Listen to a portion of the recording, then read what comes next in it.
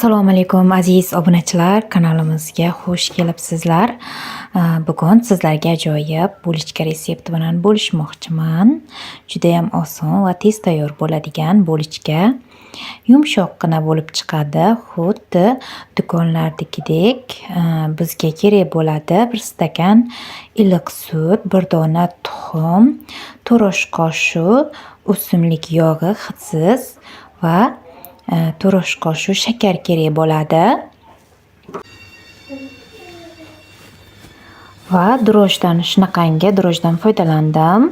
Pishiruvlarga ishlatiladigan drojdan. Endi bismillah deb ishimizni boshlaymiz. Sutimizni sovulamiz. Sutni iltib olgandim iliq holatda. Iliq sutga shakar solib, birinchi shakarni yaxshilab eritib oldim, vinchikda aralashtirib. Va 1 dona tuxumimizni ketidan solib yubordim.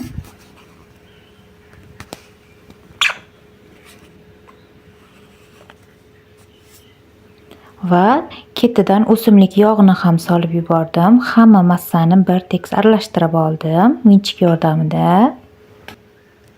Endi ketidan 1 osh qoshiq droj solamiz. Unchalik to'ldirib yubormasdan normada solamiz. Juda kuchli droj, tez ko'tarib beradi bu droj. Ko'proq shu drojdan foydalanaman. Qanaqa xamir bo'lishidan qat'iy nazar, 1-2 soatga qoldirmay tez ko'tarilib chiqadi xamir. Endi unimizni sovulamiz, yaxshilab aralashtirib olganimizdan so'ng. Unda o'lchaganim yo'q, taxminan qilib soldim.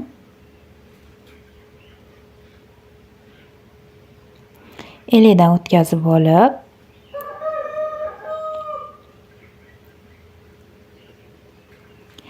albatta bolajonlarimiz yaxshi ko'radi bulichkani yumshoqroq. Magazinlardan, boshqa shirinliklardan olib bergandan ko'ra uyda, uy sharoitida tayyorlab berganga kelmaydi baribir. Masalan, bulichkani do'konlarda 10-15 mingga olamizda kam bo'ladi. Uyda undan ko'ra 1 litr sut olib, o'shani puliga ancha bulichka qilsak bo'ladi bunga.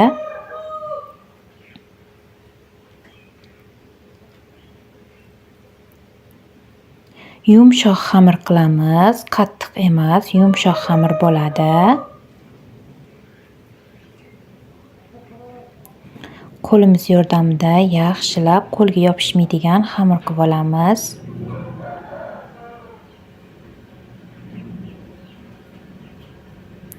Mana xamirimiz ham tayyor bo'ldi. Endi buni ustiga salafan yopib, issiq joyga olib qo'yamiz. Men uyga olib qo'ydim. Atapelinani pechkani oldiga. 1-2 soatda ko'tarilib chiqdi. Ko'p emas, 1 soatga ham qolmadi menimcha. Endi xamirlarimizni olamiz, tovoqchadan olib, shakl beramiz bulichkalarimizga. Dumaloq qilib oldim. Qo'limni yog'lab, dumaloq qilib, uzun qilib mana shunaqangi qo'l yordamida yoyib oldim. Bulichkani shakli hamma har xil qiladi. Men shu shaklda qildim. Birinchi marta qilib ko'rishim bunaqa shakl. Chunki nachinka solmaganligim uchun shunaqa shaklga qilishga harakat qildim. Albatta bulichkaga nachinka solsa ham juda ham mazali chiqadi. Mana yana ozgina dam oldiramiz. 10-15 minut dam oldirganimizdan so'ng tuxumni sarig'iga ozgina sut solib ustiga surkab olamiz. Duxovkamizni nishorada qizdirib qo'yishimiz kerak bo'ladi. Ustiga ozaro shakar ham sepdim. Duxovkamizga 170 gradusda 20-30 minutda pishib tayyor bo'ldi bulichkalarimiz. Azizlar, shunaqangi yumshoq bo'lib chiqdi. Yumshoqqina mazza qilib yeyishdi uydagilar.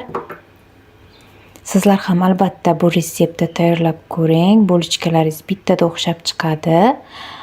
Azizlar, agarda bu retseptimiz, ya'ni bulochka retseptimiz yoqqan bo'lsa, albatta yaqinlaringizga ulashishni unutmang va kanalimizga obuna bo'lib, like tugmachasini bosishni ham unutmang azizlar.